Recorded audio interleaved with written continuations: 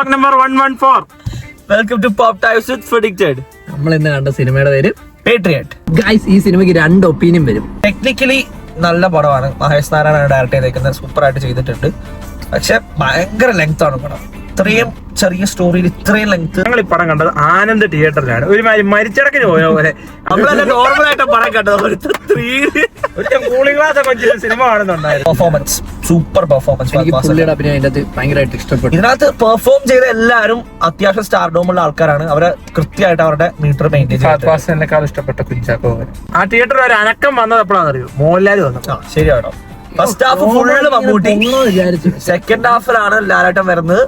പക്കായിട്ട് ചെയ്തിട്ടുണ്ട്. 2020 ഒന്നും പ്രതീക്ഷിച്ച് പോയില്ലേ? സ്ലോ മോഷനും തീ വാർന്ന എഫക്റ്റും അങ്ങനെയൊന്നും ഇല്ല. തീ വാർന്ന എഫക്റ്റ് ഉണ്ട് അവസാനം. ഓവറോൾ റേറ്റിംഗ് അത്ര കൊടുക്കുന്നത് എനിക്കൊരു 7.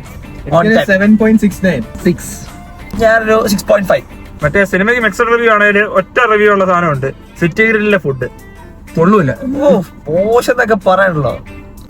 ഫീമെയിൽ ക്യാരക്ടേഴ്സിന് അധികം റോളൊന്നുമില്ല. എല്ലാരും ഓക്കെ റോൾസ് അത്രേ ഉള്ളൂ. ഗൈസ്, അപ്പോൾ പടം എല്ലാരും പോയി കാണുക, കണ്ടിട്ട് അഭിപ്രായം പറയാം. വ്ലോഗ് 101. Bye guys.